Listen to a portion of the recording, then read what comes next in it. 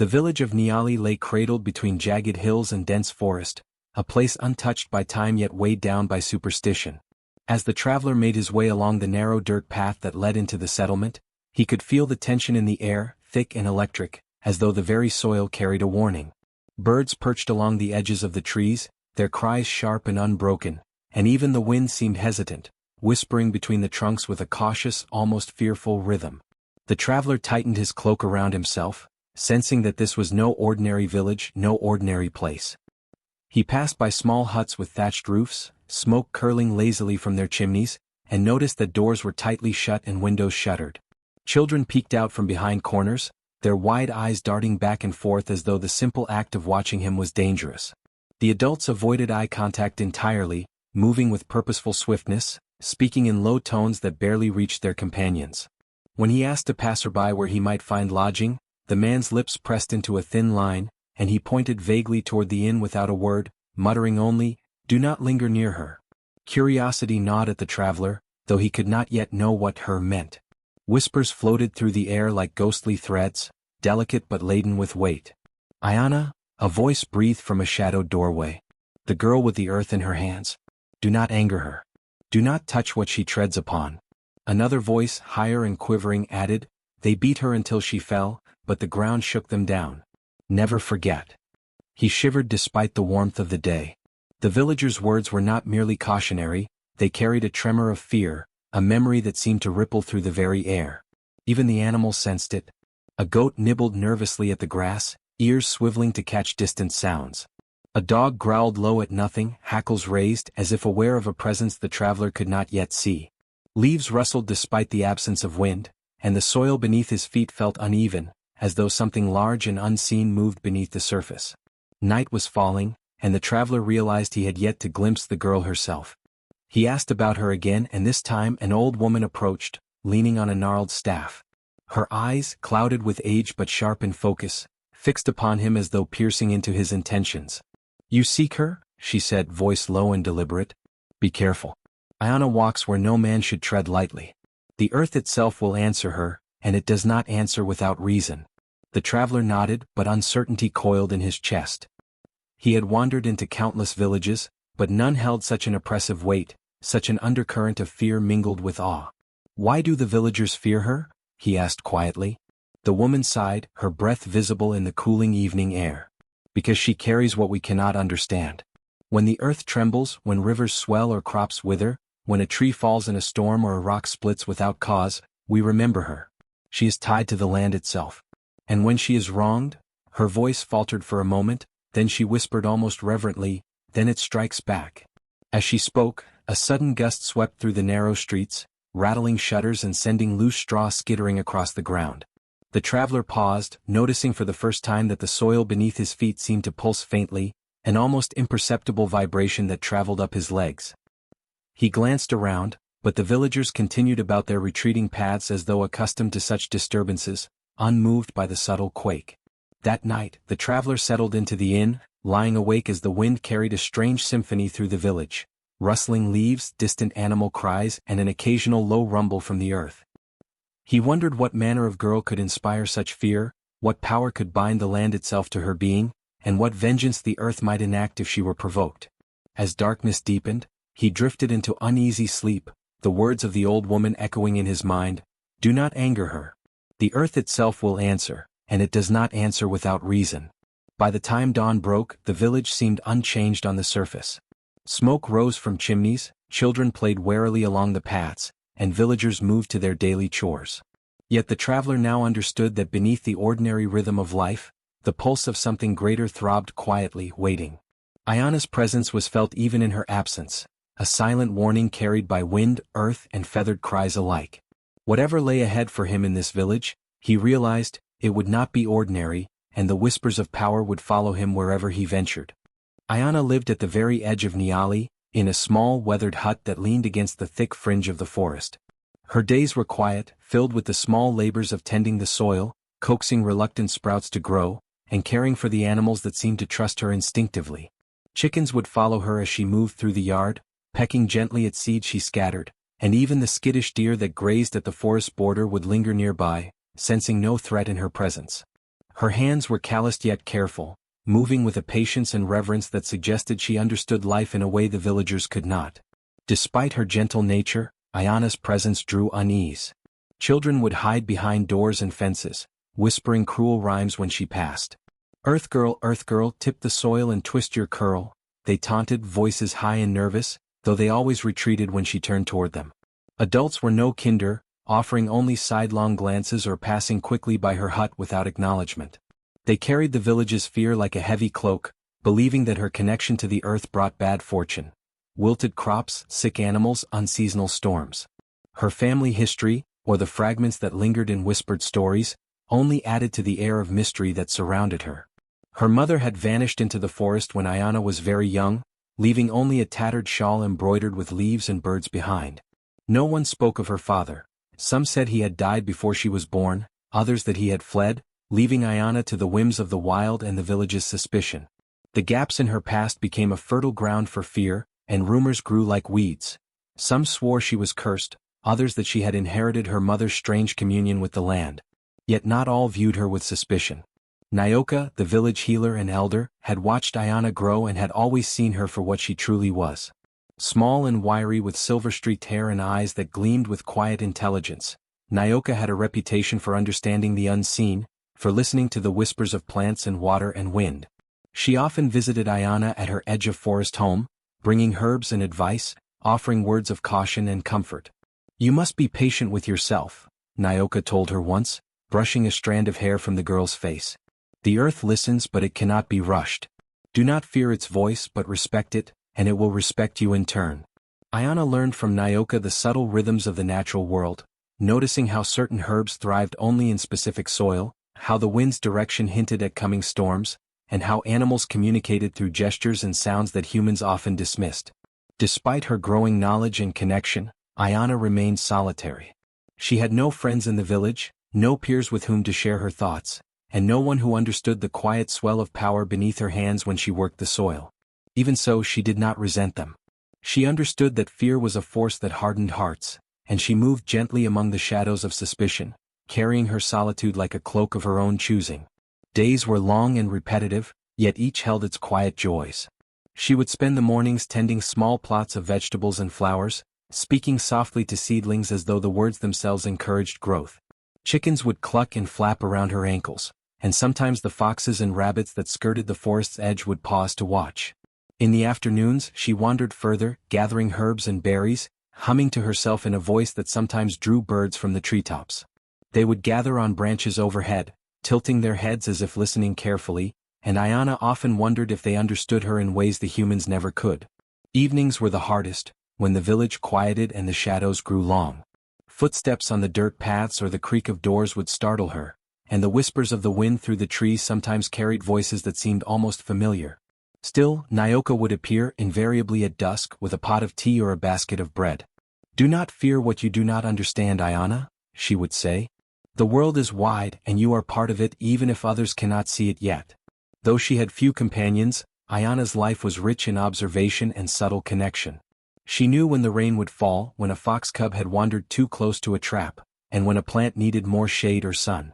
Yet the village's suspicion never ceased. Whispers followed her wherever she walked, and sometimes the children's taunts lingered like a bitter taste. Despite this, Ayana's heart remained steady. She tended the earth with care, nurtured the creatures that came to her, and listened to Nyoka's lessons, learning that patience, kindness, and respect for the unseen forces were the greatest powers a person could wield. As the sun dipped below the horizon, painting the sky in shades of gold and crimson, Ayana would sit by the edge of her garden, watching the forest beyond, feeling the pulse of the land beneath her feet. She was alone, yes, but not lonely. The soil, the wind, and the creatures of the woods were companions in their own way, whispering secrets and responding to her presence. She had grown accustomed to the village's fear, the quiet judgment, and the lingering suspicion.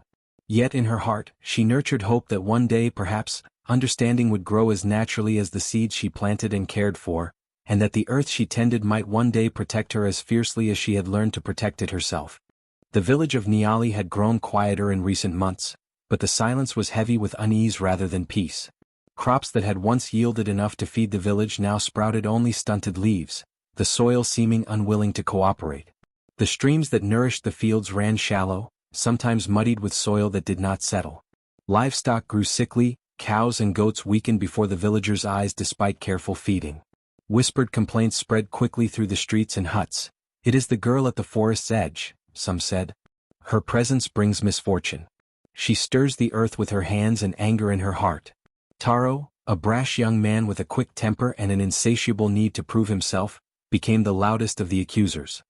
He strutted along the dirt paths, jerking his head toward Ayana's hut whenever she appeared, calling to his friends, "There she is, Earth Girl. Look at her tending weeds while our cattle grow thin."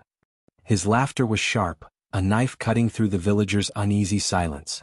Children followed his example, mimicking his taunts and jeers, but even they sensed the tension in the air and the watchful eyes of animals lingering in her presence. Despite Taro's boldness, Ayana did not retaliate. She continued her days quietly, tending to the plants and animals that sought her care, keeping her gaze lowered when the villagers passed. Her movements were careful and measured, as if she were aware of every ripple of fear and anger that surrounded her. Still, the murmurs followed her, lingering like shadows. Even in the safety of her garden, she could hear children whispering, "She brings the earth to life and death alike," and elders muttering from doorways about curses and witchcraft. The village council, a group of elderly men and women who had long guided the village, convened to discuss the growing unease. Their voices were low, tense, punctuated with sighs and gestures toward Ayana's hut on the edge of the forest. "She is not like the rest of us," one elder said. "The soil trembles where she walks, the animals follow her as though bewitched. We cannot ignore it any longer." Another elder shook his head. "Do not speak of witchcraft so lightly," she cautioned. "She is a child. Perhaps she brings no harm intentionally. Yet we cannot deny the signs, the failed crops, the illness among the animals. Something unnatural stirs. Whether curse or misfortune, it seems tied to her presence." Taro bristled at the discussion, leaning forward in his chair, eyes flashing with defiance. "We waste time with debates," he spat. "This girl must answer for what she brings upon us. Let her be made to understand that her power is not welcome here." His voice carried beyond the council hall, echoing through the streets and stirring unease among those gathered outside. The elders hesitated, some nodding reluctantly, others frowning at the rashness of Taro's tone. The tension in the village was palpable, a low hum beneath every footstep, in every shuttered window, in every whispered conversation. Even the animals seemed unsettled. Dogs barked at empty corners, chickens huddled in the yard, and the birds above the forest edge flew in tighter flocks, their wings beating anxiously. Ayana meanwhile remained silent and still. She had grown accustomed to the villagers' fear, their accusations, their mockery. She did not seek their approval nor respond to their scorn. Instead, she watched quietly from the fringe of her garden, hands working the soil, eyes trained on the gentle swaying of plants, the twitching ears of a fox in the distance, the shifting clouds above the hills. She felt the unease of the villagers like a vibration beneath her skin, a resonance that warned her to remain careful. Taro and his group became bolder, edging closer to her as they passed her hut. They shouted, mocked, and sometimes tossed stones lightly at her fence, testing reactions. But Ayana's calm persisted, her movements measured, as if the forest itself whispered in her ear to endure and observe. The more she restrained herself, the more the villagers misinterpreted her silence as arrogance or defiance, deepening their fear. Rumors spread even faster now, tales of tremors that coincided with her laughter or sighs, of streams that shifted when she crossed their banks, of animals that ran to her protection. Some villagers began leaving offerings at the edges of her garden, hoping to appease forces they barely understood. Others whispered that she was a witch capable of commanding the earth, yet unable or unwilling to harm unless provoked. Taro, fueled by fear and pride, spoke loudly to anyone who would listen. "She is dangerous. We cannot let her wander free while our homes and livestock suffer." His rhetoric inflamed the younger villagers, many of whom now took it upon themselves to monitor Ayana, to follow her movements, and to spread fear among children and neighbors alike. And still, Ayana worked quietly, hands in the soil, mind attuned to the subtle tremors beneath her feet. She felt the forest and the earth as extensions of herself, sensing their moods, their whispers, and their patient watchfulness. The village's tension became a kind of background vibration she learned to carry without fear, yet she knew that the day might come when the soil itself would speak too loudly for her to contain. Every evening she returned to the forest's edge, kneeling by the roots of towering trees, letting her fingertips brush the earth, listening to the pulse that connected her to everything around her. Nyoka's lessons echoed in her mind: restraint, patience, observation.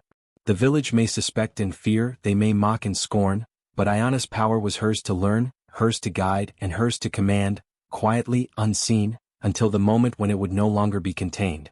The days stretched on like this, a tense balance between villagers' fear and her silent composure. Even as whispers, accusations, and mockery grew, Ayana's presence at the village edge remained unchanged. A calm, gentle figure tending the living world while the humans around her teetered between curiosity, suspicion, and dread, unaware that the earth itself waited, patient and biding its time.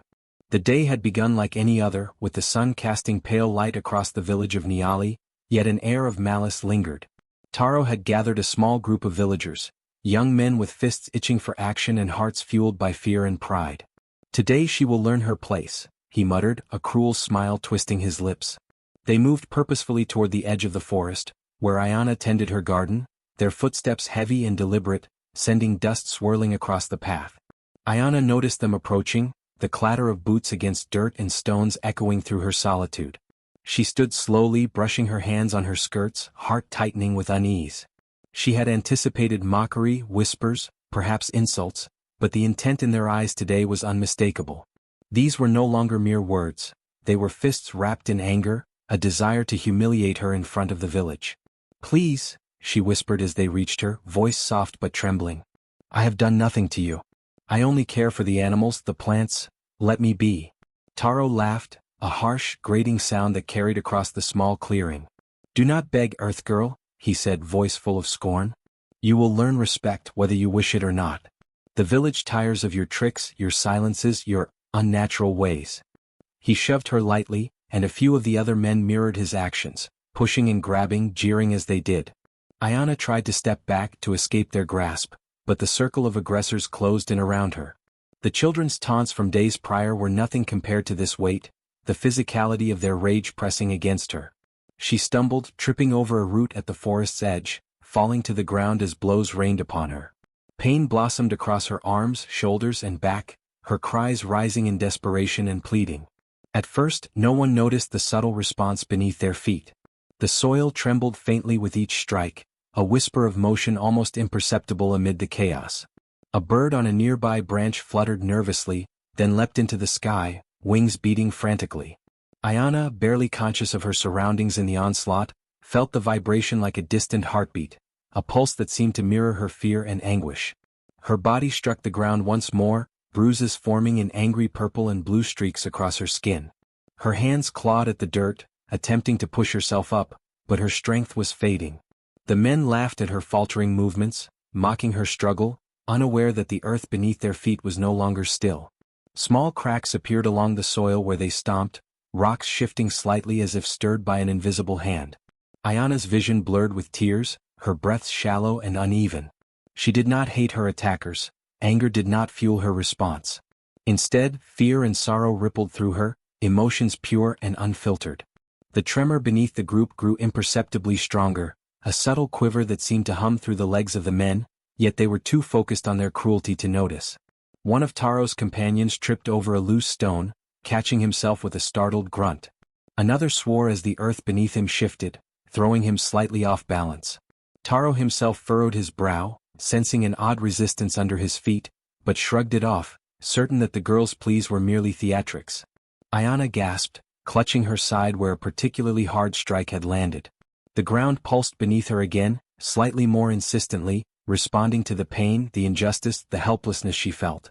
A fine layer of dust rose from the soil in little tremors, stirring the leaves around her and rustling the grass as though the land itself sighed with her suffering. She fell fully onto her side, exhausted, her breath coming in ragged shudders. Her hands pressed against the cool earth, the energy beneath her fingers thrumming with a life she could barely control, yet instinctively understood. The birds above circled more intently, cries piercing the air, calling attention to the tension that now hummed invisibly around her. The men continued their assault, striking her one final time before stepping back to admire their perceived victory. In that instant, the subtle tremor beneath their feet grew slightly stronger, a vibration that made their boots shift unexpectedly on the uneven ground. A small stone skidded across the clearing, and the leaves of nearby shrubs trembled in anticipation. Ayana lay there, bruised and gasping, yet something inside her stirred beyond comprehension. The land responded quietly but insistently, reflecting her fear and pain in tiny, almost imperceptible movements that hinted at the power she carried. Though she was defeated in body, the earth's pulse whispered of the force that would not be denied, a silent promise that the moment of reckoning had not passed.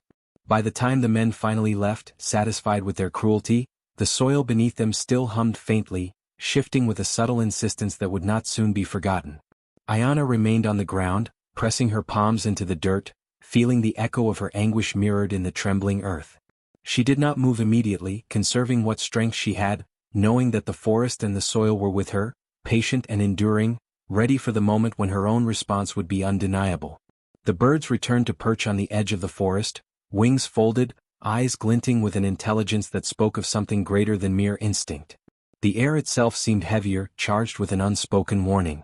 Though Ayana was beaten, exhausted, and trembling, the first tremors of a power long ignored had begun to stir, subtle and quiet, awaiting the time when the village would understand that the earth itself had chosen to defend its own.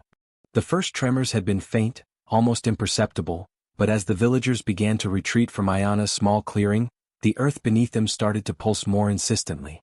It began as a subtle vibration, a low hum through the soles of their feet, but quickly escalated into a quaking that shook the dirt paths, rattled the thatched roofs and sent dust and pebbles tumbling in every direction. Walls of huts shivered and cracked, loose stones from the foundations skidding across the ground. Trees bent and swayed violently, their roots straining against the earth, while birds erupted from branches, wings beating a frantic rhythm against the sky. Panic spread through the villagers like wildfire. Screams pierced the air as adults and children alike were thrown off balance, stumbling over uneven ground.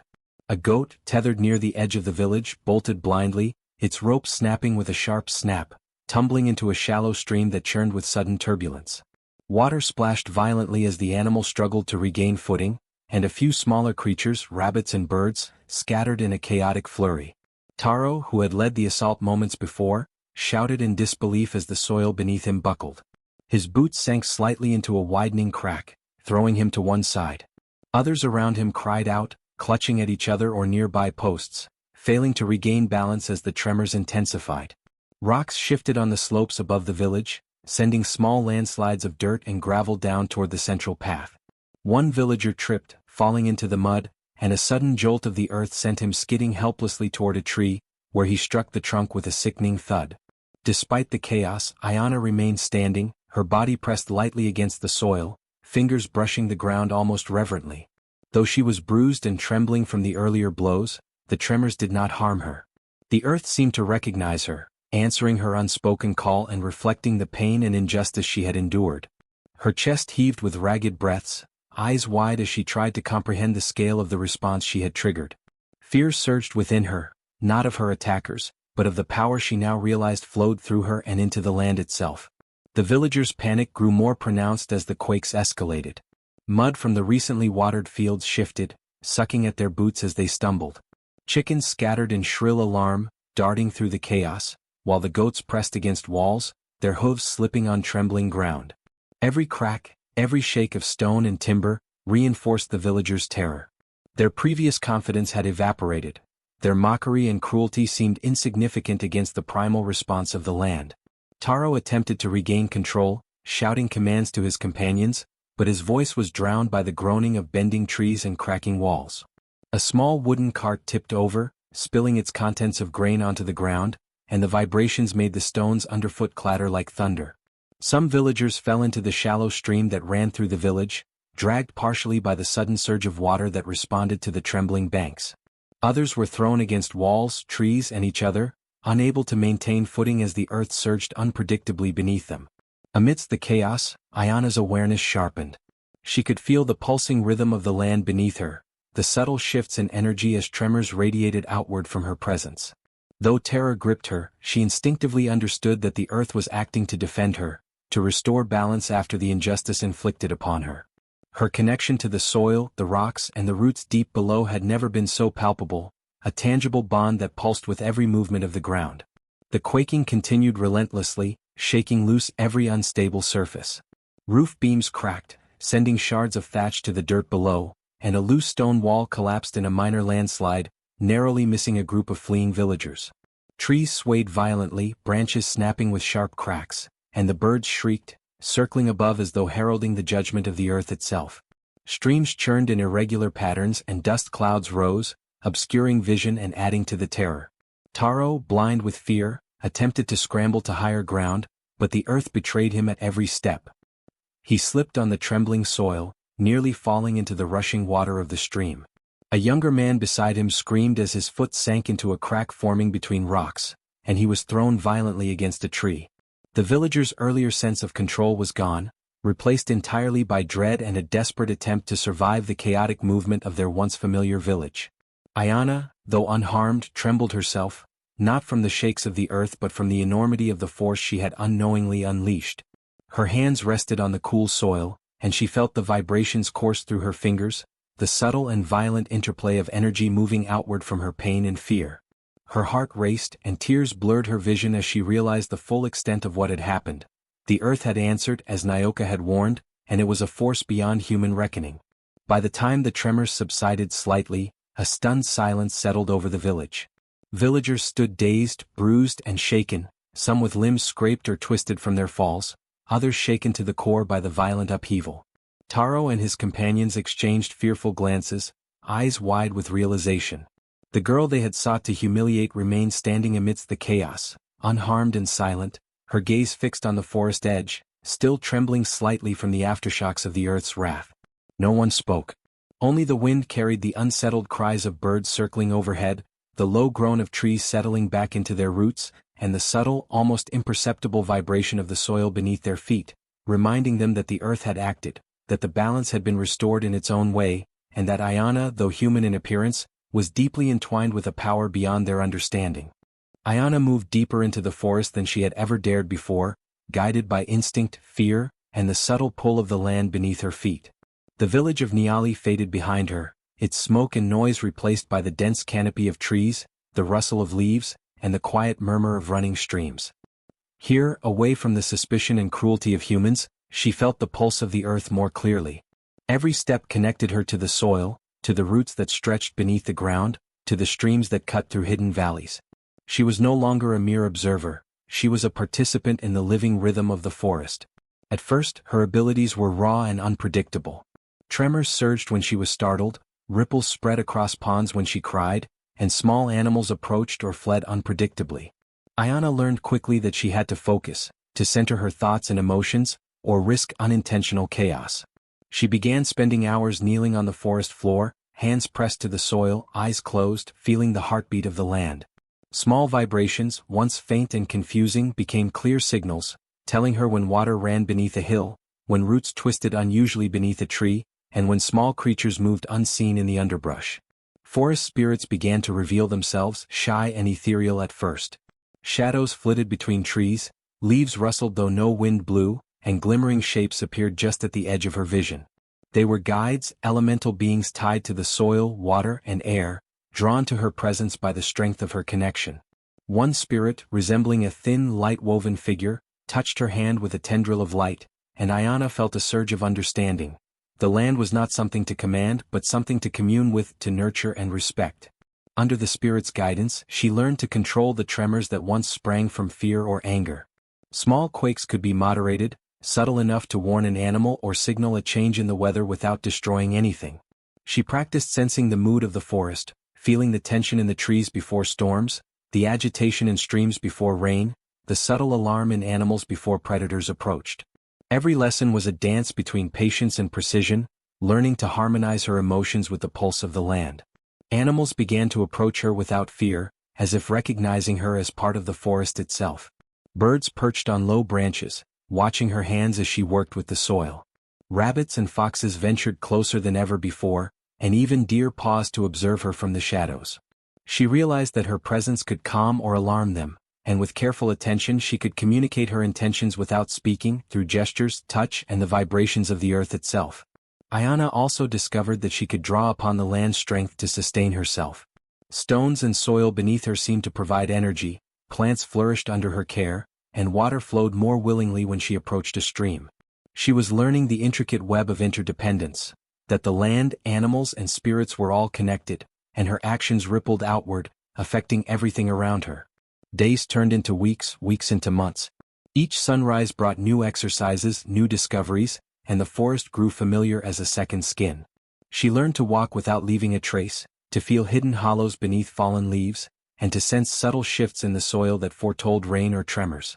Her senses sharpened, becoming attuned to vibrations, scents, and whispers of movement that others could not perceive. As her power grew, so did her awareness of responsibility. She was no longer just Ayana, the girl the villagers feared. She was a guardian of the forest, a part of the living land that cradled her. She practiced restraint, understanding that strength without wisdom could cause harm. She could summon minor tremors to move obstacles or protect creatures, but she never acted in anger. The forest had taught her that it would respond to both intent and emotion. In quiet moments, she would meditate by clearings where sunlight dappled the ground, feeling the rhythm of life beneath her. She learned to read the stories etched in tree rings, to hear the subtle conversations of wind through leaves, and to sense the hidden pathways of underground streams. The spirits often watched, occasionally guiding her hands or whispering advice that seemed to come from the rustling of foliage itself. By the end of her first year in the wild, Ayana was transformed. Her body bore marks of survival and adaptation, lean and strong from climbing, walking, and tending the forest, while her mind was sharpened by the lessons of patience, observation, and empathy. Her connection to the earth was no longer a trembling response to emotion. It was steady, deliberate, and powerful. She could summon tremors, sense the flow of water, and communicate with animals with an ease that had once seemed impossible. In time, she became both protector and part of the land itself. The forest recognized her as one of its own, the spirits trusted her, and the creatures sought her presence for safety and guidance. Ayana had discovered that her power was not a weapon, but a responsibility, to guard, to nurture, and to live in harmony with the forces around her. Alone in the wild, she had found freedom, purpose, and an understanding of the depth of the gift she carried, one that would shape the future for both the forest and the distant village that had once sought to harm her. Ayana's return to the edges of the village came in the soft light of dawn, a gentle golden haze that made the forest appear almost alive with anticipation. She stepped lightly onto the soil, barefoot and quiet, and the earth beneath her responded instantly. Where she placed her feet, furrows filled with water, and seeds long dormant sprouted into lush green shoots. Flowers unfurled along the paths, delicate and vibrant, coloring the landscape with hues the villagers had never seen before. The air carried a warm, gentle wind that rustled through the trees and across the fields, soft and fragrant with blossoms that seemed to bloom at her command. Villagers emerged slowly from their homes, eyes wide in wonder, watching the girl they had once feared move among the land with a calm grace, a living embodiment of mercy and renewal. She paused at the center of the village, letting her gaze sweep over the fields, the crops, and the animals, silently blessing them. Then, as quietly as she had arrived, she disappeared into the forest. Flowers continued to grow along the paths she had walked, streams ran full and clear, and a lasting sense of harmony settled over the land, a bittersweet testament to her presence and the enduring connection between Ayana and the earth. In another telling of her return, fear and pride overcame reason. Villagers, remembering the tales of her power yet driven by the need to control it, attempted to capture Ayana.